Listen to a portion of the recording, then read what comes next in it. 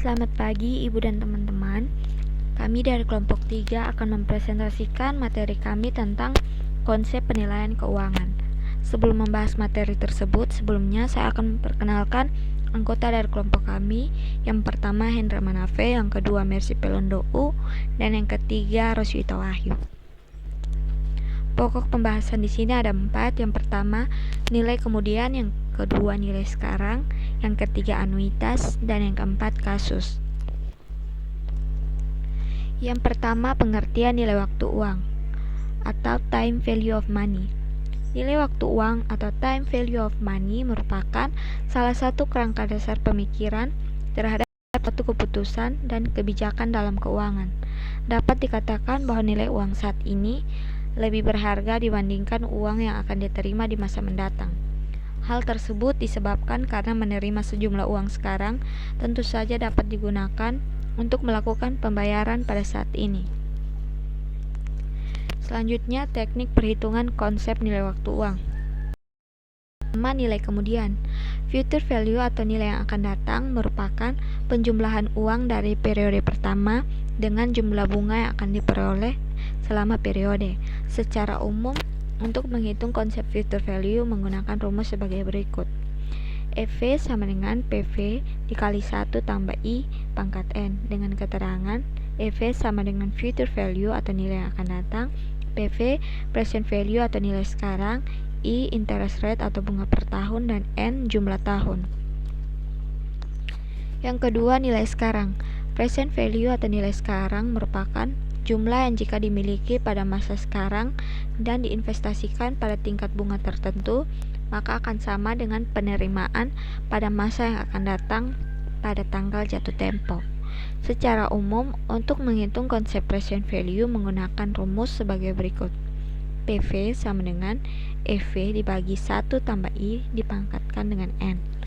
Dengan keterangan PV present value atau nilai sekarang, EV future value atau nilai yang akan datang, I interest rate atau bunga per tahun, dan N jumlah tahun. Yang ketiga, anuitas. Yang pertama ada konsep future value annuity atau nilai masa mendatang dari suatu anuitas. Konsep future value annuity atau nilai masa mendatang dari suatu anuitas merupakan suatu pembayaran berkala dari suatu jumlah yang tetap selama waktu tertentu.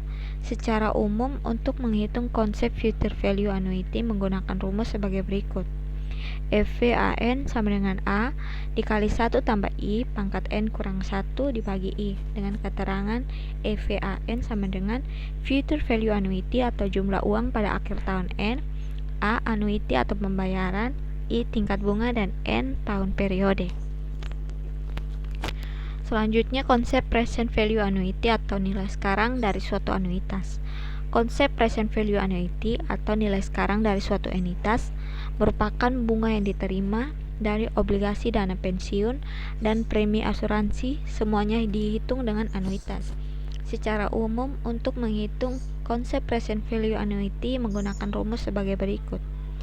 PVA sama dengan A dikali PVIFA dikali 1, N, dengan keterangan PVA present value annuity, A jumlah periode pembayaran, PVIFA sama dengan present value interest factor for an annuity, I tingkat bunga, dan N tahun periode. Selanjutnya, metode penilaian anggaran modal atau capital budgeting. Di sini ada 5. Yang pertama, metode average atau accounting rate of return. Yang kedua, metode payback period. Yang ketiga, metode net present value. Yang keempat, metode internal rate of return. Yang kelima, metode profitability index. Yang pertama ada metode average atau accounting rate of return.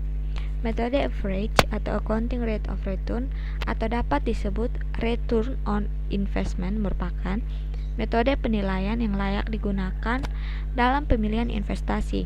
Metode ARR juga mempergunakan perhitungan pendapatan bersih setelah pajak dan bukan dari cash flow yang dihasilkan dari investasi. Kelebihannya sangat sederhana, tidak memerlukan perhitungan yang rumit karena hasilnya akan tetap konsisten. Kekurangan, tidak mengakui time value of money di mana yang digunakan adalah data accounting, bukan arus kas atau cash flow. Yang kedua ada metode payback period. Metode payback period merupakan untuk mengukur berapa lama atau jangka waktu hasil dari investasi berupa initial investment atau modal awal dapat diterima kembali. Metode ini juga salah satu metode yang sederhana dan mudah untuk diterapkan. Kelebihannya, metode periode payback perhitungannya sangat sederhana dan mudah diterapkan. Tingkat risiko yaitu apabila pengembalian lebih lama, maka risiko tinggi. Sebaliknya, apabila pengembalian lebih pendek, maka risiko akan rendah. Kekurangannya tidak memperhitungkan time value of money, diabaikannya aliran kas masuk. Yang ketiga ada metode net present value atau NPV. Metode net present value merupakan cara untuk menghitung selisih antara nilai sekarang penerimaan kas bersih yang akan datang dengan nilai sekarang investasi. Kelebihannya menentukan ada atau tidaknya nilai sisa suatu proyek, menentukan nilai uang dalam faktor waktu, menentukan arus kas yang masuk, dan mudah mengetahui investasi nilai perusahaan meningkat atau tidak. Kekurangannya, hasil kelayakan dipengaruhi oleh arus kas, lebih sulit dalam perhitungannya, dan hasil dari perhitungan metode NPV digambarkan dengan nilai waktu uang, bukan dengan persentase. Yang keempat ada metode internal rate of return. Metode internal rate of return merupakan cara untuk menghitung tingkat bunga yang menyamakan antara nilai sekarang penerimaan kas bersih yang akan datang dengan nilai sekarang investasi. Atau dengan kata lain, metode IRR berusaha mencari nilai tingkat bunga yang memberikan nilai NPV dari seluruh cash flow proyek sama dengan 0. Maka perbedaannya, metode NPV, tingkat bunga untuk mendiskontokan cash flow sedang ditentukan. Sedangkan pada metode IRR, tingkat bunga untuk mendiskontokan cash flow ini harus dicari. Kelebihan, menghitung nilai waktu dari uang dan menggunakan aliran kas masuk. Kekurangan, tingkat bunga yang dihitung selalu sama dalam setiap tahun. Yang kelima, metode profitability index. Metode profitability index atau disebut juga dengan benefit cost ratio merupakan rasio atau perbandingan antara nilai sekarang penerimaan kas bersih yang akan datang dengan nilai sekarang investasi. Hal ini juga dapat dikatakan rasio antara present value process dengan present value outlay. Kelebihan, menghitung nilai waktu uang dan mempertimbangkan semua arus kas. Kekurangan, tidak memberikan informasi mengenai resiko proyek dan sulit dipahami untuk sebuah proyek. Selanjutnya, penilaian sekuritas. Penilaian sekuritas atau penilaian surat berharga merupakan proses penting pada manajemen keuangan. Penilaian sekuritas juga merupakan tempat terkumpulnya surat-surat berharga yang diperjualbelikan di bursa efek. Konsep penilaian sekuritas sangat penting bagi manajer keuangan seperti pemegang saham, investor, dan pialang saham atau broker. Selanjutnya, macam-macam penilaian sekuritas. Yang pertama ada saham preferen atau preferred stock. Saham preferen merupakan saham yang memiliki karakteristik gabungan antara saham biasa dan obligasi. Akan tetapi, pengembalian dari saham preferen dapat datang melalui bentuk dividen dan bukan dalam bentuk bunga.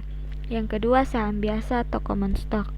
Saham biasa merupakan saham yang tidak memiliki tanggal jatuh tempo, tetap ada selama perusahaan ada, dan tidak mempunyai batas terhadap pembayaran dividen.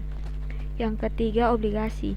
Obligasi merupakan suatu jenis surat tanda utang kepada kreditor berupa perorangan atau lembaga seperti yang tertera pada surat obligasi yang di dalamnya tercantum bunga yang harus dibayarkan bersifat tetap, termasuk ketentuan pengembalian pokok dan angsuran pinjaman pada saat jatuh tempo.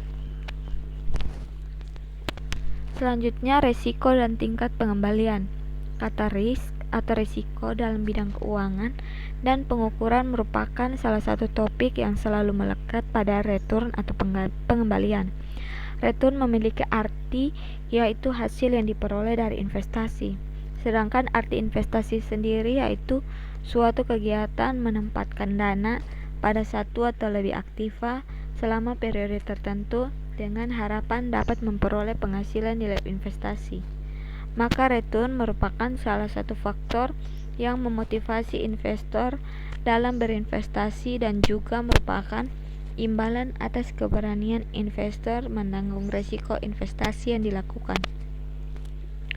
Maka hubungan risiko dan tingkat pengembalian atau return yaitu investor harus memperhatikan tingkat return yang diperoleh dengan risiko yang menyertai investasi, karena semakin besar tingkat return yang diperoleh, maka semakin besar tingkat risiko yang diterima. Selanjutnya, jenis-jenis risiko. Yang pertama, risiko sistematis atau systematic risk. Risiko sistematis merupakan risiko yang tidak dapat dihindari apabila melakukan bisnis saham atau surat berharga lainnya. Yang kedua, risiko tidak sistematis atau unsystematic risk. Risiko tidak sistematis merupakan risiko yang dapat dikurangi dan dihindari dalam terkait dengan suatu saham tertentu apabila melakukan bisnis saham atau surat berharga lainnya. Yang ketiga, risiko total atau total risk. Risiko total atau total risk merupakan penjumlahan dari risiko sistematis dan risiko tidak sistematis. Selanjutnya, kasus. Contohnya, apabila seorang menerima 1 juta hari ini, maka dia dapat menginvestasikan atau menabung di bank atau aktiva lain dengan tingkat keuntungan tetap sebesar 10%, sehingga dia akan mendapatkan uang sebesar 100.000 sebagai bunga selama setahun. Oleh karena itu, 1 juta saat ini setara dengan 1.100.000 setelah 1 tahun yang akan datang ketika tingkat bunganya 10%. Dengan demikian, uang dianggap memiliki nilai waktu. Nilai sekarang, contohnya beberapa nilai sekarang dari penjumlahan uang sebesar 10 juta yang baru akan diterima pada akhir tahun kelima bila didasarkan tingkat bunga 5% dengan bunga majemuk penyelesaian, maka besarnya adalah PV sama dengan EV dibagi 1 tambah I pangkat N sama dengan 10 juta dibagi 1 tambah 0,15 pangkat 5 sama dengan 10 juta dibagi 2,011, yaitu pembulatan dalam tiga angka. Hasilnya adalah 4.972.650 rupiah. Sekian presentasi dari kelompok kami. Terima kasih.